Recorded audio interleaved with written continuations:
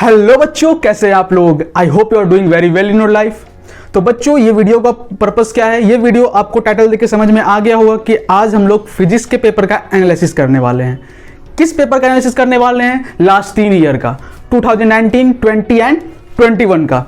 और साथ ही साथ में इस वीडियो में मैं इस चैप्टर्स में कुछ टिप्स दूंगा, कौन से टॉपिक्स इंपॉर्टेंट हैं, कौन से टॉपिक्स इंपॉर्टेंट नहीं हैं, और कौन से टॉपिक पे ज़्यादा ध्यान देना है, कौन करना ही है, और साथ ही साथ कौन से चैप्टर आप छोड़ सकते हो।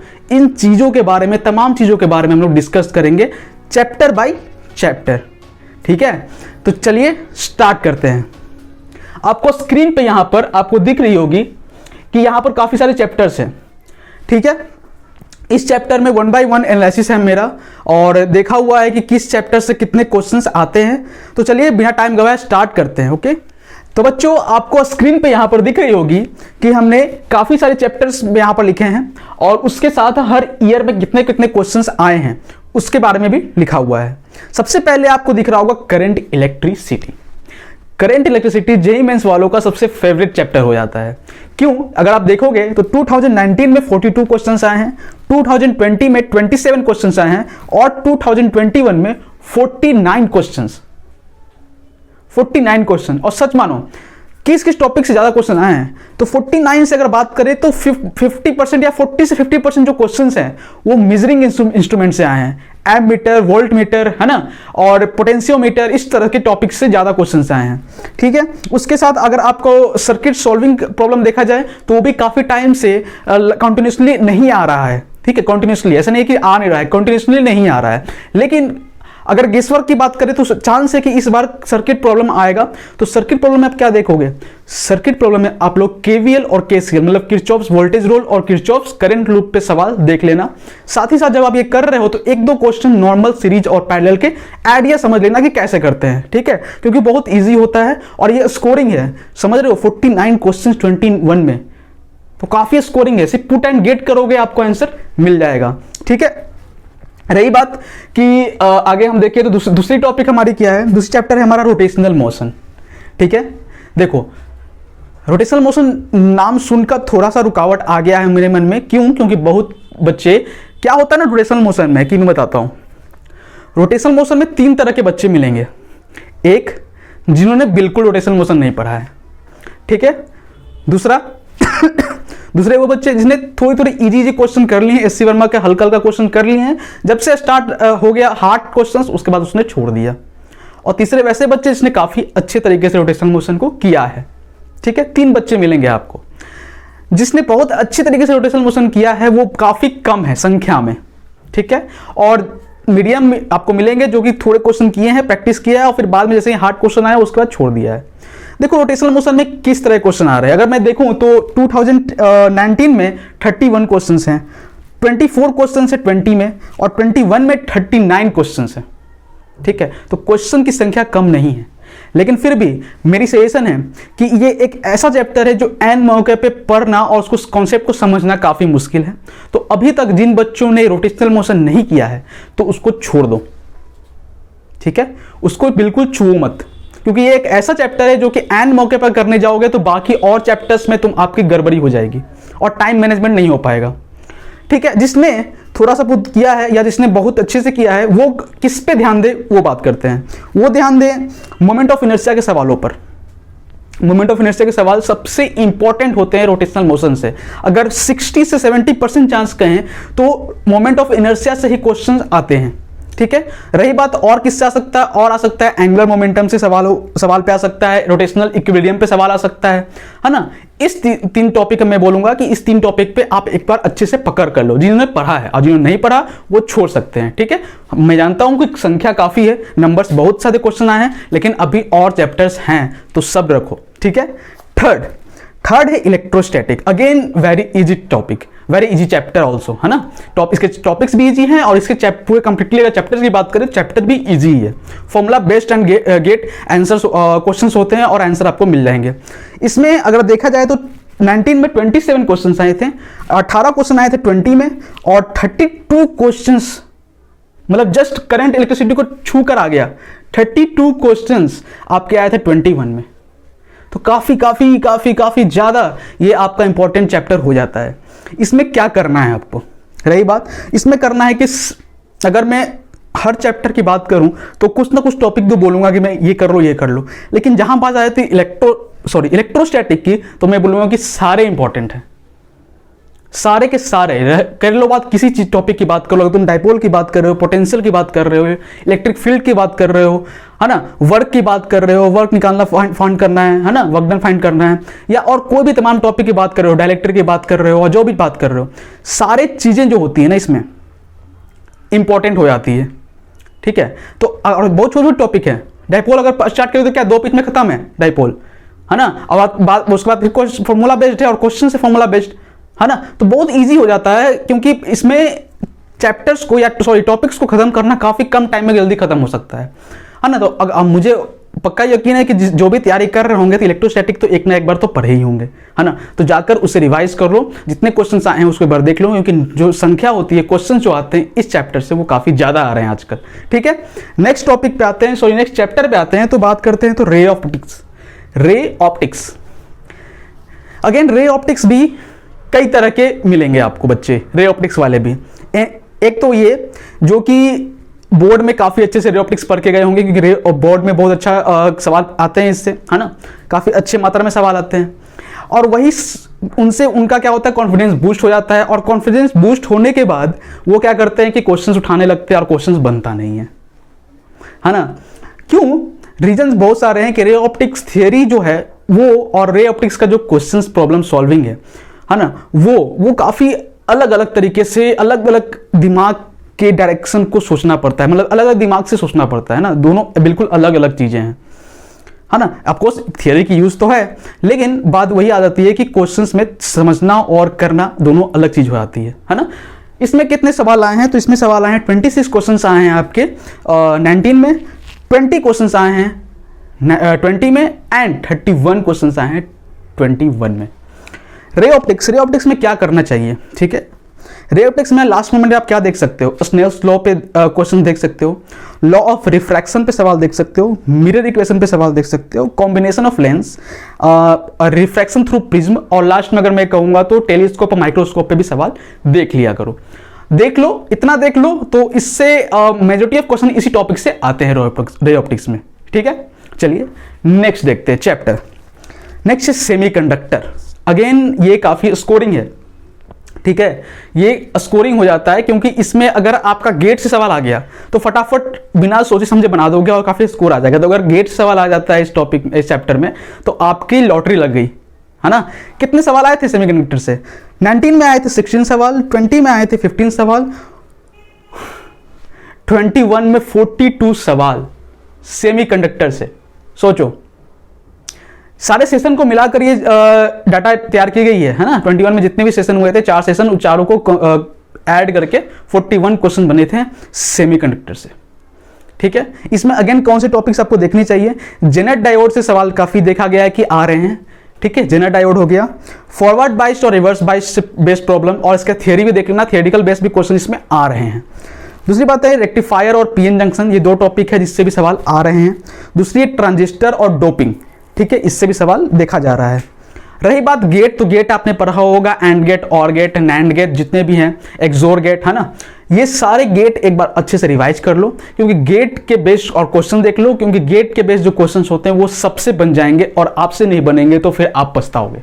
ठीक है, तो यही है कि गेट का सवाल तो अच्छे से देख लेना। अब बात मैंने और बाकी टॉपिक बोल ही दिया है कि जेनेट डायोड है, पीएन जंक्शन है ना, रेक्टिफायर, ट्रांजिस्टर टॉपिक पे क्वेश्चंस देख लेने हैं। चलिए नेक्स्ट चैप्टर की ओर बढ़ते हैं। नेक्स्ट चैप्टर बोल रहा है मैग्नेटिक इफेक्ट ऑफ करंट।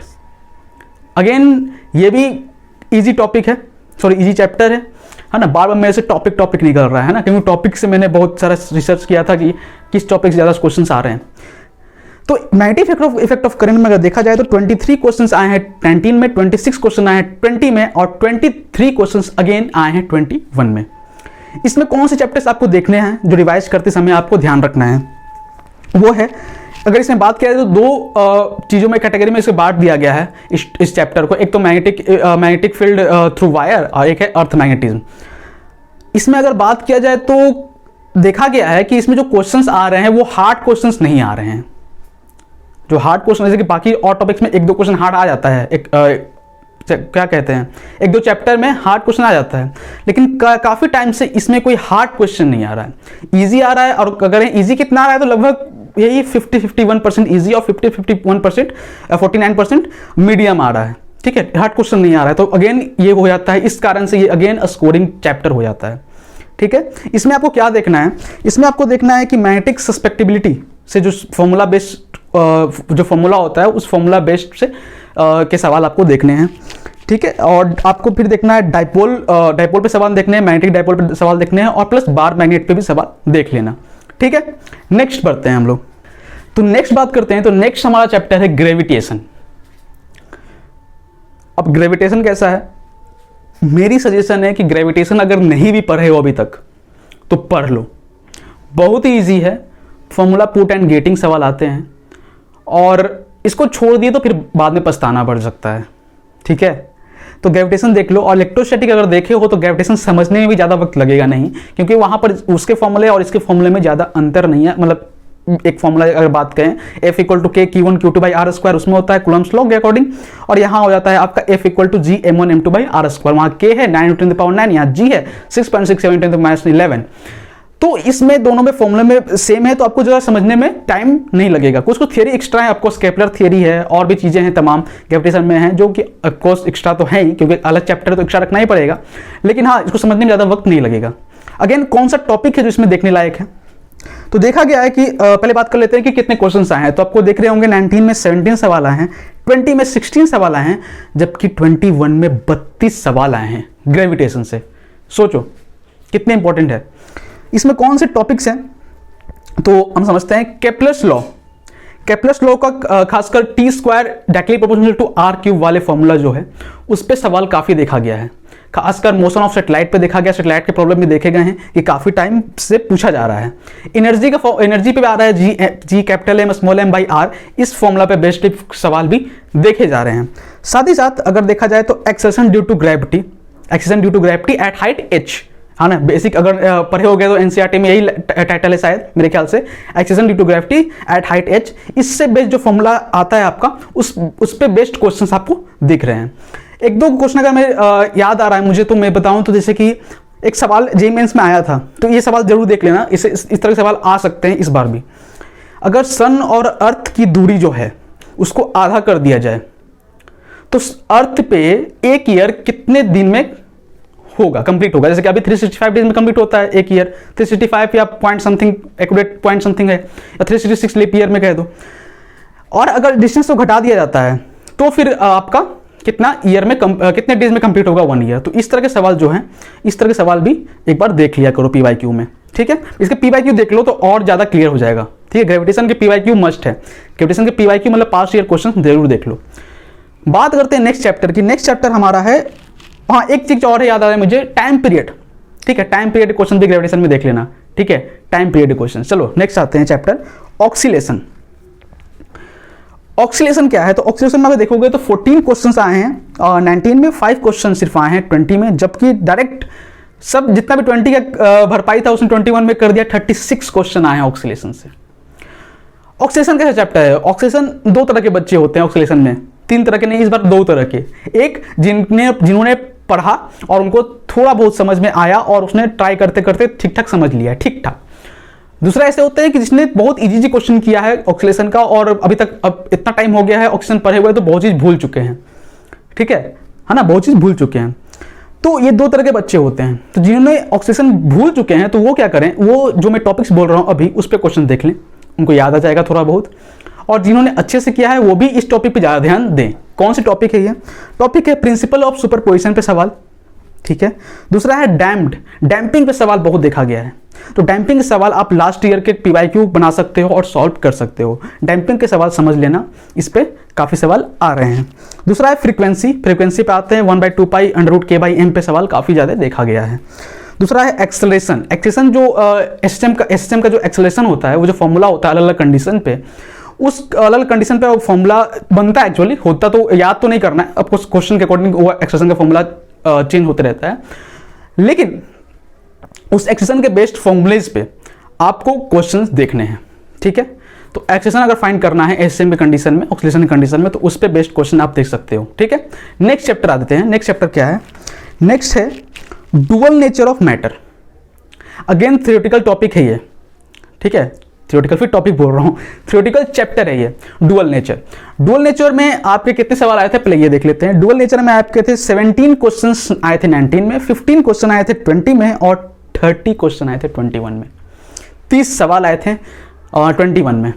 और डुअल नेचर बहुत ही ईजी चैप्टर है ना। एडवांस में थोड़ा सा कॉम्प्लिकेटेड कर देता है इस चैप्टर को, कुछ एक पार्टिकुलर तरह का सवाल होता है वो ज़्यादा पूछा जाता है एडवांस में, लेकिन एडवांस की बातें हम करेंगे जब एडवांस आएगा, आप लोग दोगे। मैं भी यही करता हूँ कि आप लोग जितने भी वीडियो देख रहे हो सब के सब मेंस निकाल ले, है ना। और एडवांस में फिर हम एडवांस में स्ट्रेटजी क्या होगा, एडवांस में बहुत मजेदार स्ट्रेटजी निकालेंगे हम लोग, ठीक है। उस पर हम लोग समझेंगे बहुत, अब बड़े बड़े क्वेश्चन दो लाइन में कैसे कर सकते हैं वो भी बताएंगे, लेकिन खैर वो बात की बात है। अभी बात करते हैं डुअल नेचर पे। डुअल नेचर पे आप देख लीजिए कि 30 सवाल 21 में आए हैं। कौन से टॉपिक से इसको देखना और समझना इंपॉर्टेंट है। पहला टॉपिक मैं कहूँगा तो आइंस्टाइन फोटो इलेक्ट्रिक इक्वेशन पे जो सवाल है वो देख लेना। दूसरा है थ्रेशोल्ड फ्रीक्वेंसी फाइंड आउट करना और उस पर बेस्ड जो भी क्वेश्चंस होते हैं वो देख लेना। तीसरा है काइनेटिक एनर्जी केमैक्स निकालना। केमैक्स के अलग अलग जो फॉर्मूले होते हैं उस अलग अलग फॉर्मूले पे आपको हर क्वेश्चन देख लेना है केमैक्स निकालने के लिए। केमैक्स में काइनेटिक एनर्जी मैक्सिमम, ठीक है, मैक्सिमम काइनेटिक एनर्जी। और केमैक्स और वर्क फंक्शन का एक रिलेशन होता है, फॉर्मूला होता है। केमैक्स और वर्क फंक्शन का एक फॉर्मूला होता है फाई का। तो उन दोनों के इस दोनों के कॉम्बिनेशन जो फॉर्मूला बनता है उस पर बेस्ड सवाल आपको देख लेना, ठीक है, समझ लेना। या फॉर्मूला भी याद रख लो तो आपको ऑटोमेटिक आपको दिमाग में क्लिक कर सकता है ना। अगर मिल गया तो ठीक है, नहीं मिला तो फिर आप क्या करो कि मेरे ख्याल से जेईई मेंस किस ईयर में तो आया था, या ईयर याद नहीं है, आप 10 साल का देखो क्वेश्चन तो मिल जाएगा आपको। केमैक्स और फाई से रिलेटेड एक क्वेश्चन या 2 क्वेश्चन तो दिख ही जाएंगे आपको। तो इस बार भी चांस है कि इससे क्वेश्चंस आ सकते हैं। नेक्स्ट है kinetic theory of gases. Kinetic theory of gases कैसे करना है वो समझाते हैं। देखो, काइनेटिक थ्योरी ऑफ गैस एक ऐसा चैप्टर है जो कि 11th में बाद में आता है, जिसके कारण क्या होता है ना कि बहुत बच्चे छोड़ देते हैं इस चैप्टर को। छोड़ने का कारण यह है कि स्टार्टिंग में जोश होता है बच्चों को कि कोचिंग जाना है या वीडियो देखना, तो कोविड था इस टाइम पे तो वीडियो देखना है। बाद में वहाँ तक पहुँचते पहुँचते आलस आ जाता है, और आलस आ जाता है तो वो समझते इतना चैप्टर तो पढ़ लिया है, इतना चैप्टर से काफ़ी हो जाएगा, काइनेटिक नहीं पढ़ते हैं। लेकिन वही गलती कर देते हैं कि काइनेटिक से बहुत सारे सवाल आते हैं। कितने सवाल आते हैं देखिए, 2019 में 19 में आए 19 सवाल, 20 में आए 16 सवाल, जबकि 21 में आए 26 सवाल। 26 सवाल बहुत ज़्यादा नंबर होते हैं इसमें, है ना, बहुत ज़्यादा नंबर्स हैं। और यह पोस्ट काफ़ी क्वेश्चंस आए होंगे तब जाके 26 बनाए हैं, ऑफ कोर्स, है ना। क्या क्या टॉपिक्स इसमें देखना इंपॉर्टेंट है उसको देखते हैं एक बार। इसमें आपको total internal energy find out करना है ना, यू फाइंड आउट करने के जो फॉर्मूले होते हैं उस पर देखना है आपको देखना है रूट मीन स्क्वायर के टॉपिक को। VRMS निकालना भी समझना होगा आपको कि कैसे निकाला जाता है। दूसरा है कि गैस कांस्टेंट के अलग अलग वैल्यूज होते हैं अलग अलग यूनिट पे, उसको याद कर लेना। 1-2 से काम नहीं चलेगा, घुमाकर पूछ सकता है। अगर आपको फॉर्मूला आता है और वैल्यूज ही याद नहीं है तो फिर आप गड़बड़ कर दोगे। तो अलग अलग यूनिट के लिए अलग अलग जो इसका वैल्यूज होता है उसको याद कर लेना, किसका, गैस कांस्टेंट का, ठीक है। दूसरा है CP and CV। Of course CP and CV नहीं देखोगे तो फिर एक चैप्टर ही कंप्लीट नहीं होता है, तो CP एंड CV पे सवाल जरूर देख लेना। लास्ट है कि kinetic energy of system. Kinetic chapter है तो काइनेटिक एनर्जी ऑफ सिस्टम पे सवाल भी इसमें देख लेना, ठीक है। चलो नेक्स्ट बढ़ते हैं। नेक्स्ट चैप्टर हमारा क्या है? नेक्स्ट चैप्टर हमारा आ जाता है alternating current. Alternating current, this is a very easy chapter, काफ़ी इजी चैप्टर है ये, ठीक है। अभी तक कितने चैप्टर हैं? मुश्किल 2 या 3 चैप्टर जो ऐसे हुए हैं जो कि मैंने बोला है कि छोड़ सकते हैं। एक हो गया रे ऑप्टिक्स, एक रोटेशनल हो गया, है ना। ये सब चैप्टर छोड़ सकते हो अगर नहीं किए हो अभी तक तो। बात आते हैं अल्टरनेटिंग करंट। ये मैक्सिमम मुझे लगता है कि पढ़े ही होंगे, बोर्ड के कारण ही पढ़ लिए होंगे, लेकिन पढ़ लिए होंगे आप लोग। अल्टरनेटिंग करंट में कितने क्वेश्चंस आते हैं आप देखो, काफ़ी सवाल आते हैं। लास्ट ईयर तो काफ़ी ज़्यादा सवाल आए थे। देखिए आपको 19 में 10 सवाल, 20 में 11 सवाल और 21 में 40 सवाल। मैं खुद शौक हो गया था जब इसको बना रहा था कि 40 सवाल आए थे 21 में अल्टरनेटिंग करंट से। ठीक है। सॉरी। तो अल्टरनेटिंग करंट से इतने सवाल आ रहे हैं, मतलब समझ लो कितने ज़्यादा इंपॉर्टेंट है। इसमें अगेन कौन से टॉपिक है जो इस पर ध्यान देना ज़्यादा आवश्यक है वो आ जाते हैं। तो सबसे ट्रस्ट में अगर 40 क्वेश्चंस है ना जो आए 21 में, और जहाँ तक मैंने एनालाइज किया तो मैं कह सकता हूँ कि 50% सवाल LCR सर्किट से आए थे। LCR सर्किट, इंपेडेंस निकालना हो जाए या क्या कह सकते हैं इसे, वाटलेस करंट के बारे में आ जाए, ऐसे ऐसे टॉपिक्स बहुत सारे आए थे, है ना, आपके अल्टरनेटिंग करंट में। और क्या टॉपिक्स आप देख सकते हो, तो एनर्जी डिसिपेटेड, पावर डिसिपेटेड, इस पे जो नॉर्मल फॉर्मूला होता है, फॉर्मूला पुट करके गेट कर सकते हो अलग अलग कंडीशन, अलग अलग सर्किट के कॉम्बिनेशन पे। तो अलग अलग देख लो इसको और इसको याद कर लो। दूसरा है इफिशियंसी निकालना। इफिशियंसी निकालना इसमें भी क्वेश्चंस में बहुत बार देखा गया है कि आ रहा है। दूसरा है एवरेज पावर और रेजोनेंस, ये दो टॉपिक है जिसको आप देख लो। और इतने टॉपिक्स आप देख सकते हो अल्टरनेटिंग करंट में इस टाइम पे, और अच्छे से समझ लो, ठीक है। नेक्स्ट चैप्टर हम समझते हैं कि क्या बोल रहा है।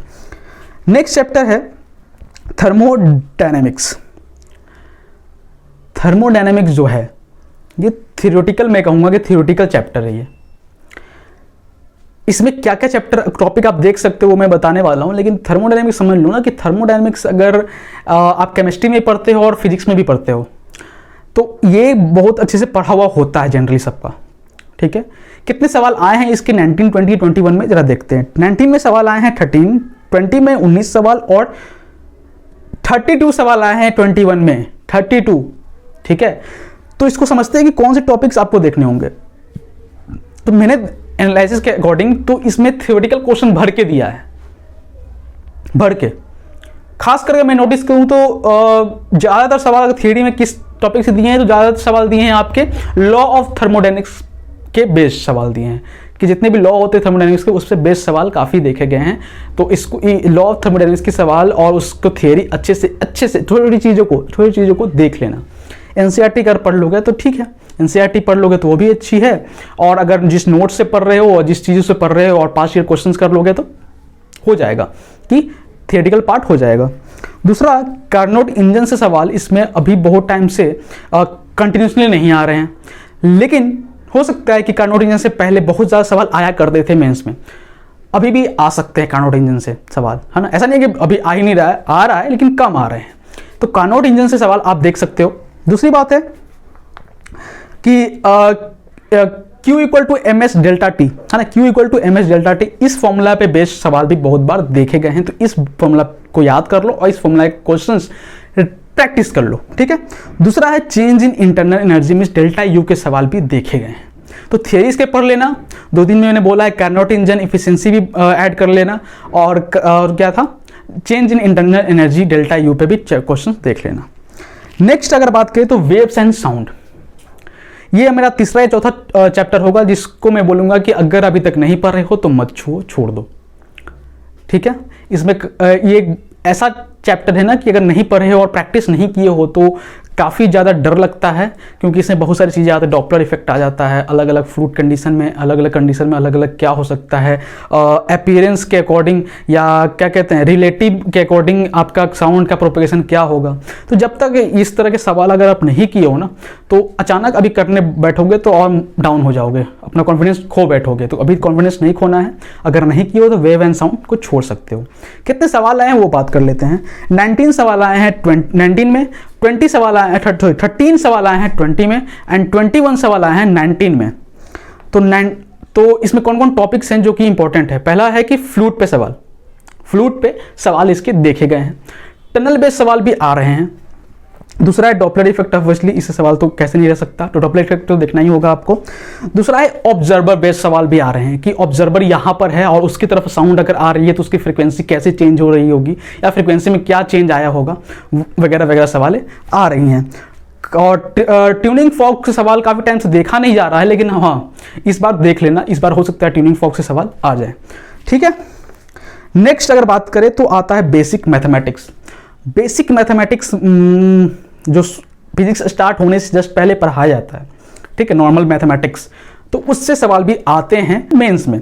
कौन कौन से ईयर में कितने कितने सवाल आए हैं वो देख लेते हैं। तो 14 सवाल आए हैं 19 में, सिर्फ 5 सवाल आए थे 20 में, 25 सवाल आए थे 21 में।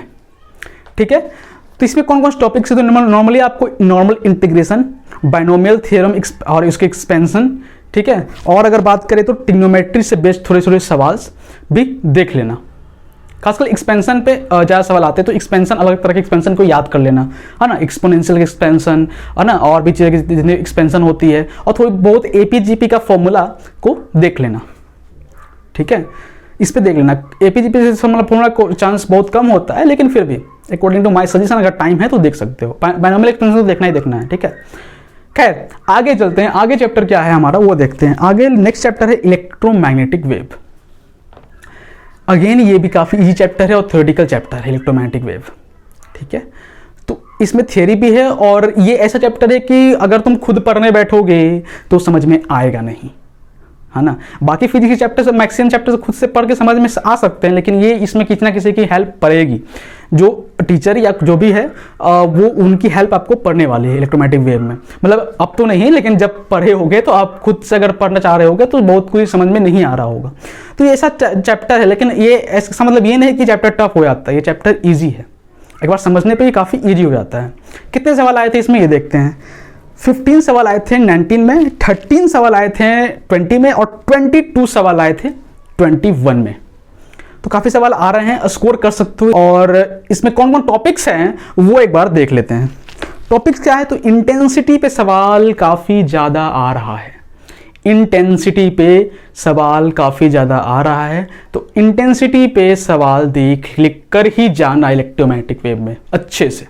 PYQ में देख सकते हो, आपको इंटेंसिटी से सवाल मिल जाएगा आराम से। और वो अगर आपको कहीं और देखना है तो आप HCV के क्वेश्चन भी लगा सकते हो।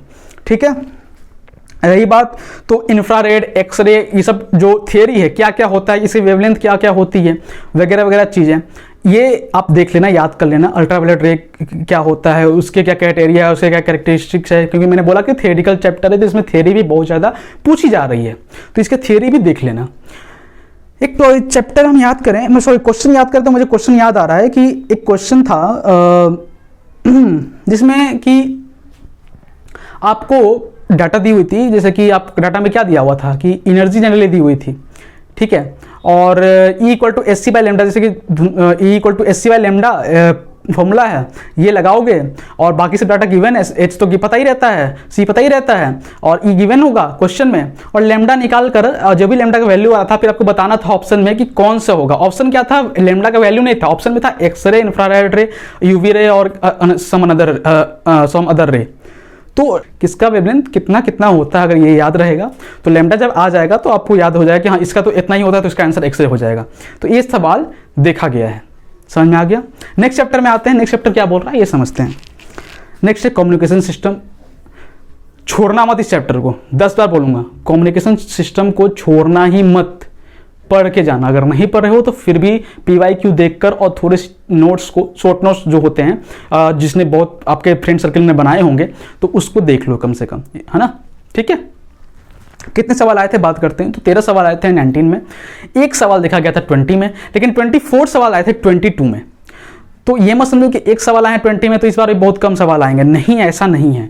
ठीक है, कम्युनिकेशन सिस्टम से मैं भी शौक था कि सिर्फ एक ही सवाल क्यों आया, है ना, पूरे 20 में। बहुत क्या कहते हैं उसको, सरप्राइज वाली बात थी, लेकिन ये सरप्राइज हर बार नहीं होती, है ना। तो ऑफकोर्स 22 में सवाल आ सकते हैं कम्युनिकेशन सिस्टम में अच्छे खासे। कौन कौन टॉपिक्स है जो इसको देखने लायक हैं? तो पहली बात तो कि कंप्लीट थियरी आपको पढ़नी है, क्योंकि थियरिटिकल चैप्टर है ये, कंप्लीट थियरी आपको पढ़नी पड़ेगी इसकी, कंप्लीट पढ़ डालो एक बार।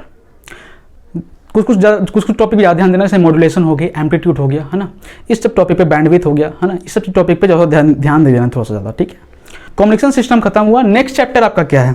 नेक्स्ट चैप्टर है आपका कैपेसिटेंस। कैपेसिटेंस फिर अगेन ये एक ऐसा चैप्टर है जिसको मैं बोलूँगा कि आप छोड़ सकते हो। ठीक है, क्यों छोड़ने के लिए मैं बोल रहा हूँ?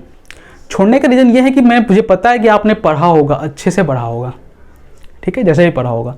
तो जिसने बहुत अच्छे से पढ़ा है उसके लिए मैं बात नहीं कर रहा हूँ। जिसने थोड़ा बहुत पढ़ा है तो वो ज़्यादा ध्यान ना दे इस चैप्टर पे, जितना पढ़ा तो उसको एक बार रिवाइज कर ले। और जो बिल्कुल नहीं पढ़े उस छोड़ दें इस चैप्टर को। क्यों? क्योंकि इस चैप्टर देखा गया है कि धीरे धीरे इस चैप्टर से जो क्वेश्चन आ रहे हैं वो धीरे धीरे टफ करते जा रहा है। ठीक है, तो टफ कर इन द सेंस क्या है ना कि इसमें बेसिकली जो इंटीग्रेशन करके और डिफरेंशियल इक्वेशन का यूज करके भी सवाल देखा गया है, और उससे करने के बाद आपका क्या कहते हैं कैपेसिटेंस निकालने के लिए बात कर देती है। तो बहुत ज़्यादा समझ में नहीं आता है कि किस तरह से स्टूडेंट को कि किस तरह से किया जाए इसको। तो वही मैं बोलूँगा कि अगर आपने कर चुके हैं पहले से तो ठीक है, अच्छी बात है, और अगर नहीं किया है तो आप इससे छोड़ सकते हैं। फिर से अगेन टॉपिक्स कौन कौन है, कितने सवाल आए थे, तो 15 सवाल आए थे 19 में, 13 सवाल आए थे 20 में, और 21 में 20 सवाल देखे गए थे। इसमें क्या है तो पहली बात तो कि electric field between two plates, ये टॉपिक्स देख लेना। कैपेसिटेंस फाइंड आउट करना, इस पे सवाल देख लेना। डाइलेक्ट्रिक कांस्टेंट पे सवाल जरूर देख लेना, ठीक है। नेक्स्ट इक्विवेलेंट कैपेसिटेंस पे सवाल तो बिल्कुल ही देख लेना। सबको बिल्कुल बोलते जा रहा हूं, लेकिन फिर भी अगर प्रायोरिटी की बात करूं तो इक्विवेलेंट कैपेसिटेंस से ज़्यादा सवाल देखा गया था बाकी कंपेयर में, तो इस पे सवाल जरूर देख लेना। और प्रैक्टिस के लिए अगर देखा है तो इससे वर्मा के कुछ क्वेश्चंस आप एग्जांपल से क्वेश्चन कर लो अभी, और समझ लो कि कैसे इसके प्रैक्टिस किए जाते हैं, रिवाइज कर लो कि हाँ ऐसे क्वेश्चन ऐसे ऐसे होते हैं और ऐसे ऐसे आ सकते हैं, ठीक है। नेक्स्ट है आपका लॉज ऑफ मोशन। अब ये ऐसा चैप्टर है जिसने मुझे लगता है कि जिसने भी तैयारी की होगी सबने अच्छे से पढ़ा होगा, 2-2 बार 3-3 बार बना लिया होगा लॉज ऑफ मोशन को, है ना। तो लॉज ऑफ मोशन मुझे लगता है कि सबका अच्छा ही होगा जनरली, और मेंस में उतना टफ भी सवाल नहीं आता है, ये काफ़ी ईजी हो जाता है, ठीक है, मेंस के पर्पज से। अब एडवांस में भी इजी ही आता है, अगर थोड़ा सा ट्रिक घुसा देता है तो थोड़ा ट्रिकी हो जाता है, बस एक क्वेश्चन नहीं क्वेश्चन हार्ड हो जाता है। लेकिन फिर भी मेंस की बात कर रहे हैं तो मेंस में कितने सवाल आए थे, तो 19 में आज सवाल आए थे 10 सवाल, 20 में 8 सवाल, और 22 में नहीं 19 में हाँ 20 में 8 सवाल, और 21 में 28 सवाल आए थे, ठीक है। 28 सवाल आए आपको दिखे थे 21 में। कौन कौन से टॉपिक आप कर लो, जैसे कि मैं अगर पर्सनली कहूँ तो मुझे लगता है कि इसमें कुछ बताने लायक है नहीं, क्योंकि हर तरह के सवाल तो आप कर ही चुके होगे। लेकिन फिर भी जो बच्चे टॉपिक कुछ इग्नोर कर देते हैं, बहुत कम क्वेश्चन दिखता है उससे, वो क्या, तो laws of motion plus SHM दोनों को मिलाकर एक दो क्वेश्चन होते हैं। एसएचएम और लॉज ऑफ मोशन को मिलाकर कुछ क्वेश्चन होते हैं जो कम दिखते हैं लेकिन होते हैं, उसको देख लेना, ठीक है। Laws of motion plus SHM के क्वेश्चंस। दूसरे क्या है, तो आप प्रैक्टिस के लिए अगर फ्रिक्शन की बात करें तो आप कुछ क्वेश्चन में बोलूंगा, एससी वर्मा के क्वेश्चन नंबर 18, 23, 23, 30 मतलब 30 और 31 क्वेश्चन, ये 4 क्वेश्चन एक बार मन से अच्छे से देख लेना, प्रैक्टिस कर लेना, 2 बार कम से कम 3 बार बना लेना। फिर से बोल रहा हूं, question number 18, question number 23, question number 30, question number 31, ये 4 क्वेश्चन आपको फ्रिक्शन के देख लेने हैं, आपको फ्रिक्शन के कॉन्सेप्ट क्लियर हो जाएंगे। दूसरी बात करूं तो स्टैटिक फ्रिक्शन के सवाल आपको देख लेने हैं, ठीक है।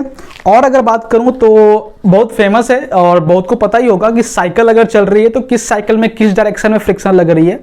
अगर कोई कार्ट है जैसे कि बैलगाड़ी हो गई, नॉर्मली इस तरह से बात, कोई घोड़ा अगर चला रहा है, रथ हो गया, है ना, तो उसमें हर व्हील में किस डायरेक्शन में, या घोड़ा के पैर में, है ना, किस डायरेक्शन में फ्रिक्शन लगती है। और अगर इंसान अगर नॉर्मली चल रहा है, वॉक कर रहा है, तो किस डायरेक्शन में फ्रिक्शन लग रही होगी।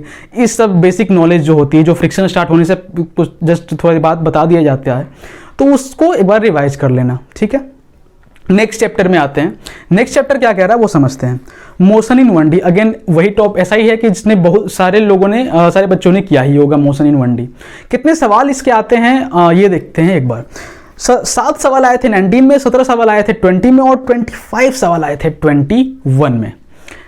अगेन इसमें मोशन इन 1D सबने किया होगा और सबने अच्छे से समझा भी होगा, फिर भी कुछ कुछ टॉपिक्स हैं जिसमें गड़बड़ हो जाती है, और उसको एक बार मैं बता देता हूं कि कौन कौन टॉपिक्स में गड़बड़ हो जाती है, और जानबूझकर जेईई मेंस वाले वही क्वेश्चंस पूछते हैं।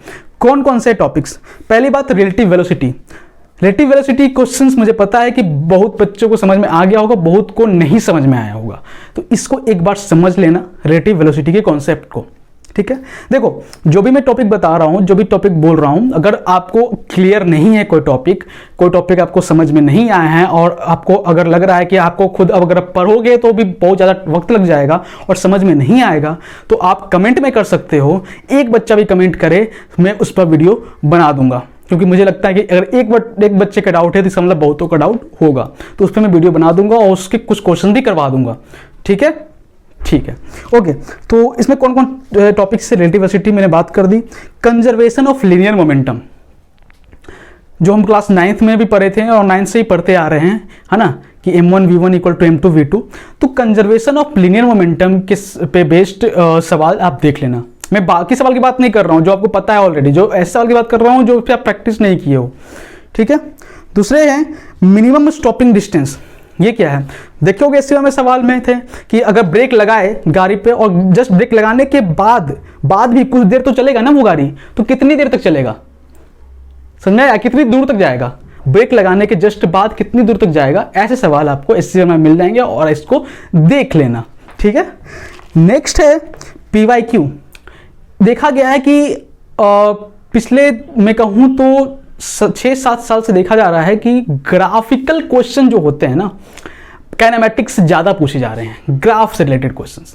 तो पीवाईक्यू क्वेश्चंस ग्राफ बहुत इजी होते हैं, ग्राफ को ऐसा कोई ग्राफ कॉम्प्लिकेटेड ग्राफ नहीं आता है, ठीक है, इजी होते हैं, बस उसको समझना होता है।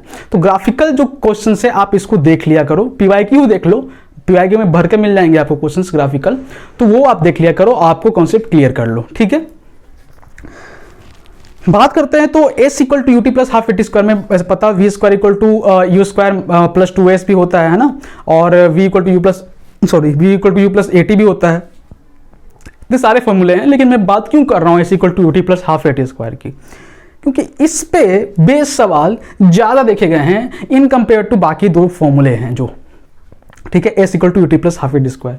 कौन से क्वेश्चन आपको देख लेने जो दिक्कत करते हैं एग्जाम में टाइम में, अगर कॉन्फिडेंस भी रहता है फिर भी थोड़ी सी एरर हो जाती है, तो वो देख के जाना। क्या कि अगर मान लो एक बिल्डिंग है, मान लो कि एक बिल्डिंग है और बिल्डिंग से कोई बॉल ड्रॉप हो रही है, तो 3 तरीके से बॉल ड्रॉप हो सकती है। एक, अगर बिल्डिंग के टॉप पे कोई खड़ा है और बॉल को ऊपर फेंक रहा है, ऊपर फेंका और उसके बाद वो नीचे आएगा और जमीन पे टच करेगा, तो कितना टाइम लगा उसको, सब चीज गिवन है, बाकी डाटा गिवन है, कितना टाइम लगा, कितना डिस्टेंस कवर करा, इस तरह के क्वेश्चंस।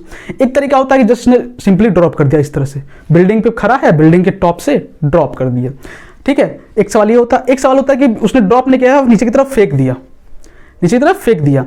3 तरह के कंडीशन हो सकते हैं, तो इन तीनों पे सवाल आपको मिल जाएंगे और इस तीनों सवाल पे आप देख लेना, ठीक है, ओके।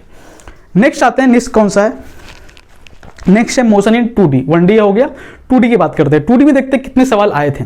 2D में अगर 12 सवाल आए थे 19 में, 6 सवाल आए थे 20 में और 20 सवाल आए थे 21 में। 21 में 20 सवाल देखे गए थे। कौन से सवाल इसमें ज़्यादा रिपीट होते हैं, तो बहुत बार आपने ट्राई भी किया होगा और देखा भी होगा, रिवर बोट प्रॉब्लम जो होते हैं, है ना, कि नदी या स्विमर भी बात कर लो, कोई तैर रहा है नदी के इस पार से उस पार जाना चाहता है, या कोई बोट जा रही है इस पार से ऊपर, हवा इतनी स्पीड से डायरेक्शन में चल रही है, तो वो कितनी सीधे जा रहा होगा और कितनी डायरेक्शन से डिस्प्लेस किया होगा, कितने डिस्टेंस डिस्प्लेस किया होगा, या कितने एंगल्स डिस्प्लेस किया होगा, या और बाकी या कितना डिस्टेंस कवर किया होगा, या कितना स्पीड से वो गया होगा, और कितना रिलेटिव वेलोसिटी उसका चेंज हुआ होगा। ऐसे जो भी सवाल होते हैं ना रिवर बोट के या स्विमर और रिवर के, वो सवाल आपको देख लेने हैं, ठीक है, ओके। उसके बाद कौन से देखने हैं, तो प्रोजेक्टाइल के क्वेश्चन आपको देख लेने। प्रोजेक्टाइल के बेस्ड जितने भी सवाल हैं वो प्रोजेक्टाइल पे कौन से सवाल, अगर मैं बात करूं तो जैसे बहुत सवाल होते हैं प्रोजेक्टाइल पे, सबको पता है, मैं वो उसकी बात नहीं कर रहा हूँ। कौन सी बात कर रहा हूँ कि मैक्सिमम हाइट और मैक्सिमम रेंज जो बेसिक फॉर्मूला होता है, उस फॉर्मूला पे बेस्ड जो सवाल होते हैं कि अगर कब मैक्सिमम हाइट मैक्सिमम रेंज ये सब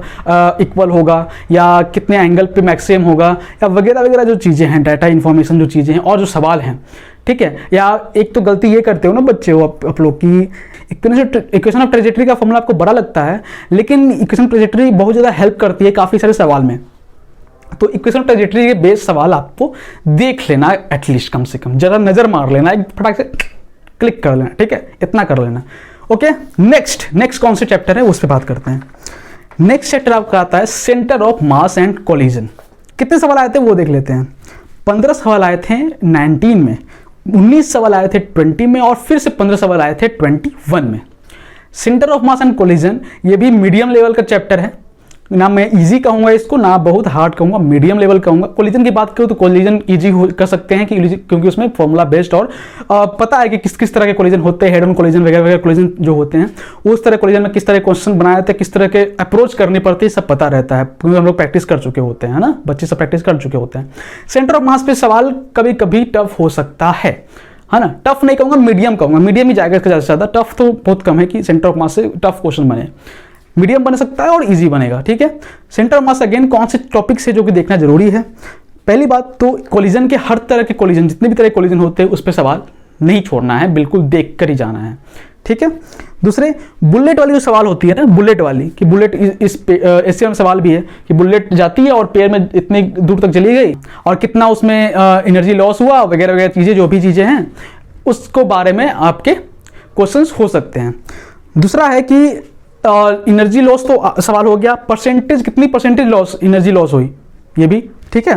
दूसरा कि फ्रैक्शनल लॉस कितनी हुई, मतलब लॉस पे सवाल बहुत दिखा गया, loss of energy, loss of energy, अब उसमें परसेंटेज लगा दे, या कितना परसेंट लॉस ऑफ एनर्जी हुआ या कितना फ्रैक्शन लॉस ऑफ एनर्जी हुआ, इस तरह से आपको, या कितना amount of loss of energy हुआ, तो इस पे आपको सवाल देखने को मिल जाते हैं, ठीक है। सेंटर ऑफ मास से, सेंटर ऑफ मास से एक सवाल और देख लेना कि कभी प्रैक्टिस किया ही हो गया आप लोग। एक सवाल मैं बता देता हूं कि अगर मान लो कि कोई सर्कल है, ठीक है, और उस सर्कल से कोई एक पार्ट जो है हमने निकाल लिया।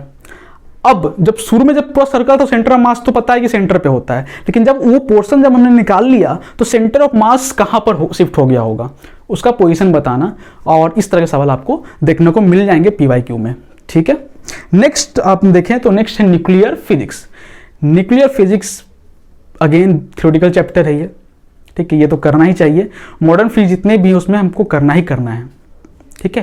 तो न्यूक्लियर फिजिक्स की बात करें तो न्यूक्लियर फिजिक्स में क्वेश्चन आते हैं, 9 क्वेश्चन जो हैं वो आते हैं, आए हैं आपके 19 में, 20 सवाल 20 में आए हैं 8 सवाल और 22 सवाल आए हैं 21 में। तो लास्ट 19 और 20 में तो कम सवाल आए थे, लेकिन जितनी भी कमी थी उसकी बुरी कर दी उसने 21 में। तो 22 में भी उम्मीद है कि कुछ सवाल तो न्यूक्लियर फिजिक्स रहेंगे ही रहेंगे, या तो न्यूक्लियर फिजिक्स से ज़्यादा कर देगा या तो एटॉमिक फिजिक्स से ज़्यादा कर देगा, तो किसी ना किसी से मेंटेन कर सकता है वो। तो न्यूक्लियर फिजिक्स से सवाल ज़्यादा अच्छे से बनते हैं, तो इसमें देख सकते हो कि कौन कौन टॉपिक है जो देखने के लायक है। पहली बात है कि थ्योरी आपको देखनी है, कंप्लीट थ्योरी आपको पढ़नी होगी। दूसरी बात है कि बोर थ्योरी पे आपको बेस सवाल आपको देखने होंगे। तीसरी बात है बाइंडिंग एनर्जी पे आपको देखने होंगे सवाल। नेक्स्ट है मोमेंटम कंजर्वेशन पे, अगेन मोमेंटम कंजर्वेशन पे सवाल इसमें भी आ सकते हैं और आए भी हैं। नेक्स्ट है लॉ ऑफ रेडियोएक्टिविटी पे, लॉ ऑफ रेडियोएक्टिविटी पे सवाल आपको आराम से देखने को मिल जाएंगे, ठीक है। नेक्स्ट अगर बात करें तो नेक्स्ट चैप्टर हमारा है thermal property of matter, thermal property of matter. इसमें कितने सवाल आए थे, इसमें आए थे आपके 13 सवाल 19 में आए थे, 20 सवाल आए थे आपके 10 सवाल आए थे आपके 20 में और 15 सवाल आए थे 21 में। थर्मल प्रॉपर्टी अगेन ये थोड़ा थ्योरेटिकल चैप्टर हो जाता है, इसमें आपको क्या देखना है क्या नहीं ये भी फटाफट बता देते हैं। पहला है कि आपको थ्योरी पढ़नी है, दूसरी की ग्राफिकल क्वेश्चन इससे बहुत ज़्यादा आए हैं तो PYQ जरूर देख लेना। तीसरी बात कि चेंज इन इंटरनल एनर्जी के क्वेश्चंस भी आप इस पे देख लेना। दूसरा लास्ट बोलेंगे मैं CP और CB पे क्वेश्चन अगेन फिर से देख लेना, ठीक है। नेक्स्ट चैप्टर में आए तो नेक्स्ट चैप्टर है आपका वेव ऑप्टिक्स। वेव ऑप्टिक्स जो है उस पर कैसे सवाल आते हैं वो एक बार देख लेते हैं। कितने सवाल आए थे, 12, 14, 16, 12 आए थे आपके 19 में, 14 आए थे आपके 14 सवाल आए थे आपके 20 में और 16 सवाल आए थे आपके 21 में। क्या क्या टॉपिक्स इसमें जो फटाफट देखते हैं कि कौन कौन टॉपिक्स जो मैं रिकमेंड करना चाहता हूं कि देख लेना करो। पहला टॉपिक है यंग डबल स्लिट एक्सपेरिमेंट पे आपको क्वेश्चन देख लेने हैं, पार्ट डिफरेंस निकालना, फ्रिंज विड्थ निकालना, फॉर्मूला बेस्ड सवाल है, फटाफट बन जाएगा, नहीं बनेगा तो फिर बाद में पछताना पड़ेगा क्योंकि फॉर्मूला पुट है, कुछ करना है नहीं। नेक्स्ट है फेज डिफरेंस निकालना। अब इन तमाम चीज़ों में सबसे मैं इंपॉर्टेंस दूंगा तो देखना कि इंटेंसिटी के सवाल तो जरूर देख लेना, इंटेंसिटी के सवाल मत छोड़ना। IMAX निकालने के लिए सवाल पूछ सकता है बहुत बार, अलग अलग कंडीशन में पूछ सकता है, ब्राइट फ्रिंज के पे पूछ सकता है, डार्क फ्रिंज पे पूछ सकता है, अलग अलग कंडीशन पे IMAX या इंटेंसिटी निकालने के लिए फॉर्मूला क्वेश्चंस आ सकते हैं, ठीक है, वो देख लेना। और इंटरफेरेंस से कुछ सवाल भी ट्राई हार्ड कर लेना, है ना। ट्राई हार्ड क्या करना है, मतलब ट्राई कर लेना, ठीक है। नेक्स्ट चैप्टर फटाफट आते हैं। नेक्स्ट चैप्टर क्या बोल रहा है, नेक्स्ट चैप्टर है आपका mechanical property of fluid. Mechanical property of fluid again ये एक थ्योरेटिकल चैप्टर है और काफी इजी चैप्टर है, इसको छोड़ना मत, ठीक है, इसको छोड़ना नहीं, ओके। कौन कौन से टॉपिक्स हैं जो आपको इसमें रिवाइज करने चाहिए। रिवाइज करने की बात करें तो हम कर सकते हैं कि पहले देख लेते हैं कितने सवाल आए थे। तो 12 सवाल आए थे 19 में और 20 या 21 में, दोनों में सेम नंबर ऑफ क्वेश्चन थे। 14 और 14 दोनों ईयर में आए थे। कौन कौन से टॉपिक इसमें जो देखने लायक है, पहली है टर्मिनल वेलोसिटी पे क्वेश्चन आपको देख लेने होंगे। दूसरा इक्वेशन ऑफ कंटिन्यूटी, उस पर सवाल देख लेने। रेनॉल्ड्स नंबर पे सवाल देख लेने हैं आपको। और फ्लो रेट जो सबसे इंपॉर्टेंट इस बाकी सब में होता है, flow rate, volumetric flow rate पे सवाल आपको देख लेने हैं, ठीक है। और ये चैप्टर में बहुत सारे देखा गया है कि थियोरेटिकल सवाल भी जैसे रेनॉल्ड्स नंबर पे डाटा गिवन सवाल भी आराम से पुट करके निकाल सकते हो, ऐसे सवाल भी देखा गया है, तो इसको देख सकते हो। नेक्स्ट जो आपका चैप्टर है वो है आपका एटॉमिक फिजिक्स। ठीक है, एटॉमिक फिजिक्स जो पे फिर वही चैप्टर आता है, थियोरेटिकल चैप्टर है, कैसे करना है वो बता देते हैं। पहले देखते हैं कितने सवाल आए थे। 10 सवाल आए थे आपके 19 में, 6 सवाल आए थे 20 में और 17 सवाल आए थे 21 में। ठीक है, कौन कौन से टॉपिक्स में, मैं इसमें ज़्यादा टॉपिक्स बोलूँगा क्योंकि इसमें एक भी सवाल छूटना नहीं चाहिए, छूट गया तो फिर पिटाई खा जाओगे। ठीक है, तो एक भी सवाल नहीं छोड़ना। ठीक है, और मन से करना, और ये चैप्टर है जो कि हो जाएगा। ठीक है, मैं अगेन फिर से अभी रिपीट किया था, दोबारा रिपीट कर रहा हूँ, जो भी चैप्टर में बोल रहा हूँ, जो भी टॉपिक बोल रहा हूँ, सॉरी, जो भी टॉपिक बोल रहा हूँ वो टॉपिक अगर आपको अभी तक नहीं क्लियर हुआ है तो आप कमेंट कर सकते हो, उस पर हम एक वीडियो बना देंगे। शॉर्टकट तरीके भी अगर बन सकते हैं, जो मेरे शॉर्टकट कुछ तरीके होते हैं, अगर उसमें कोई शॉर्टकट तरीके होंगे तो मैं उसको बता दूंगा कि इसमें ये कर देना और फटाफट कुछ देखना मत और फटाफट आंसर ले लेना। ठीक है, तो ऐसे ट्रिक्स और चीज़ें बता दूंगा मैं, अगर आपको कोई टॉपिक अभी तक भी क्लियर नहीं है। क्या करना है आपको? करना है आपको डी ब्रोगली वेवलेंथ करना है, लैम्डा इक्वल टू h/mv, इस पर फॉर्मूला बहुत देखा गया है, lambda equal to h/mv, delta equal to hc/λ, इस पर भी सवाल देखा गया है। वैल्यूज आपको याद रखनी है, प्लैंक्स कॉन्स्टेंट की कितनी वैल्यू होती है, परमिटिविटी की क्या वैल्यू होती है, चार्ज ऑफ इलेक्ट्रॉन प्रोटॉन, ये मास वगैरह, ये सब की वैल्यू याद रखना। नहीं याद रखोगे तो फिर क्वेश्चन बनेंगे नहीं, फॉर्मूला याद रख के भी कोई फायदा होगा नहीं। तो जितनी वैल्यूज हैं, ये सब वैल्यू जो मैंने बोला उसको याद कर लेना। नेक्स्ट है रेडियस ऑफ nth ऑर्बिट, जो सवाल होते हैं, मतलब nth ऑर्बिट जितने सवाल होते हैं, रेडियस निकालना हो गया ना, ये सब तरह के सवाल जितने होते हैं वो अच्छे से कर लेना। नेक्स्ट हम बोलेंगे आयोनाइजेशन एनर्जी पे सवाल कर लेना। दूसरा बाइंडिंग एनर्जी पे सवाल फिर से देख लेना। एंगुलर मोमेंटम फिर से हम बात कर रहे हैं, एंगुलर मोमेंटम बोर थ्योरी वाला, उस पर सवाल देख लेना।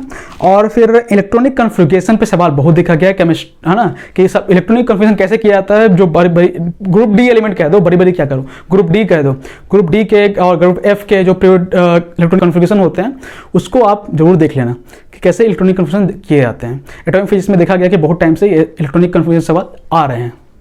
नेक्स्ट चैप्टर आपका क्या है? नेक्स्ट चैप्टर आपका है unit and dimension. Unit dimension काफ़ी इजी चैप्टर है, रिमेंबर इसमें याद रखने वाली चीज़ें हैं बहुत सारी। 9 क्वेश्चन आए थे आपके 19 में, फिर 20 में भी 9 क्वेश्चन और 21 में 17 क्वेश्चन देखे गए थे यूनिट एंड डायमेंशन से।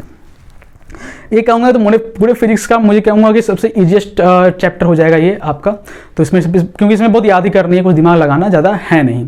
कौन कौन से टॉपिक से जो आपको याद कर लें, तो पहली बात तो कि मैं बोलूँगा कि सबके डायमेंशन याद कर लेना, जितने भी डायमेंशन हैं, और PYQ देख लेना किस तरह के डायमेंशन ज़्यादा पूछा गया है। ज़्यादा डायमेंशन ऐसे पूछा जाता है जो कि ज़्यादा मतलब क्या कहते हैं उसको, फेमस नहीं है ना, मतलब कि बच्चों को याद नहीं होगा, वैसे क्वेश्चन ज़्यादा पूछे जाते हैं। तो आप समझ लेना कि एनसीईआरटी के लास्ट में दिए हुए हैं बहुत सारे, एनसीईआरटी खोलोगे तो लास्ट में आपको दिख जाएगा डायमेंशन बहुत सारे, उस डायमेंशन में आपको याद कर लेना, रोज याद करते जाना। अभी बहुत याद हो ही गया होगा, इतना चैप्टर पढ़ लिया तो बहुत तो याद हो ही गया होगा, कुछ जो नहीं भी याद होगा उसको देख लेना।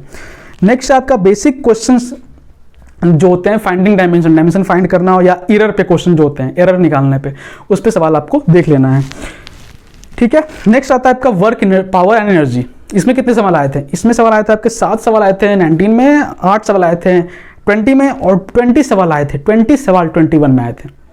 वर्क पावर एनर्जी मैं पर्सनली कहूँ तो मेरे जब मैं तैयारी करता तो मेरा तो ये वन ऑफ द फेवरेट था, है ना। लॉज ऑफ मोशन और काइनेमेटिक्स को लेकर साथ में लेकर वर्क पावर एनर्जी भी फेवरेट था, क्योंकि मुझे काफ़ी शुरू से ही ईजी लगता था। तो ये ईजी है भी अगर ढंग से पढ़ा जाए तो। मुझे पता है कि SC वर्मा में क्या होता है कि बहुत सारे सवाल बच्चे बनाते हैं वर्क पावर एनर्जी के, फिर अंतिम में आते आते फिर बोलते हैं कि नहीं बन रहा है सवाल। ठीक है, तो ऐसा नहीं करना है, समझोगे तो बन जाएगा। कौन कौन से टॉपिक्स, अभी तो वो बात खैर कर नहीं सकते कि कैसे कैसे क्वेश्चन सॉल्व करना है। टॉपिक्स बता देते हैं, जिसने किया है वो टॉपिक्स ही देख लो, और जिसने नहीं किया है तो कुछ टॉपिक्स में देख सकते हो जो इंपॉर्टेंट टॉपिक्स में पहले बता रहा हूँ। इंपॉर्टेंट टॉपिक्स क्या है इसमें, तो पोटेंशियल एनर्जी पे सवाल देखे जाते हैं बहुत ज़्यादा। वर्क एनर्जी थ्योरम तो क्वेश्चन मस्ट है, वो देखना ही, वो तो बोलने वाली चीज़ ही नहीं है। नेक्स्ट है P = √2em जो होता है, इस पर आपको फॉर्मूला, मतलब इस फॉर्मूले पे देखा गया क्वेश्चन की बहुत बार आया है ना। P पता है ना क्या, P मोमेंटम। नेक्स्ट आपका कि स्प्रिंग रिलेटेड क्वेश्चन भी इसमें देखा गया, स्प्रिंग से रिलेटेड क्वेश्चंस आपके वर्क एनर्जी थ्योरम से यूज करके आपको सॉल्व करने हैं। स्प्रिंग के क्वेश्चन आपको SC में बहुत सारे, SC में कर लिया अगर आपको तो मैक्सिमम आपको न्यूमेरिकल क्वेश्चन कर सकते हो वर्क एनर्जी थ्योरम के। ठीक है, रही बात थ्योरी क्वेश्चन की, थ्योरी क्वेश्चन बस यही ज़्यादा पूछता है कि मैक्सिमम पॉइंट पे पोटेंशियल एनर्जी क्या इंक्रीज होगा कि डिक्रीज होगा, या मिनिमम पे क्या होगा, काइनेटिक एनर्जी इंक्रीज होगा कि डिक्रीज होगा, और इस तरह से कोई सवाल स्ट्रिंग लटका दिया जाए उस तरह से बात करेगा, और उसको नॉर्मल थियोरेटिकल अगर आपने एससी में किया है और कॉन्सेप्ट को समझे हो तो थियरी भी आपका हो ही गया है, ठीक है। ओके, साथ में आपका पावर और फोर्स जो रिलेशन होता है पावर और फोर्स का, तो इस पे बेस्ड सवाल आपको देखा गया है, ठीक है, पावर निकालने के लिए और खासकर वर्क डन निकालने के लिए भी सवाल भी देखा गया है कि इजी फॉर्म में अगर इजी क्वेश्चन पूछा जाए तो वर्क और पावर का क्वेश्चन इजी करा देंगे वर्क एनर्जी थ्योरम के चैप्टर से, तो वो देखा गया है। नेक्स्ट अगर चैप्टर की बात करें तो नेक्स्ट आपका आता है electromagnetic induction. Electromagnetic induction again ये थियोरेटिकल चैप्टर हो जाता है और आपको करना चाहिए ही चाहिए। कितने सवाल आए थे वो देखते हैं। सवाल आए थे आपके 10 सवाल आए थे 19 में, 10 सवाल आपके आए थे 20 में और 14 सवाल आए थे 21 में। कौन कौन से टॉपिक से आपको देखने चाहिए फटाफट वो देखते हैं। आपको देखना है सेल्फ इंडक्टेंस और म्यूचुअल इंडक्शन, इस पे सवाल बहुत ज़्यादा देखे गए हैं, इस पे फॉर्मूला पे बेस्ड आपको सवाल कर लेने हैं। मैक्स पावर, मैक्सिमम पावर निकालने के लिए सवाल आपको देखा गया है, रेजोनेंस पे देखा गया है, ईएमएफ निकालने पे सवाल देखा गया है।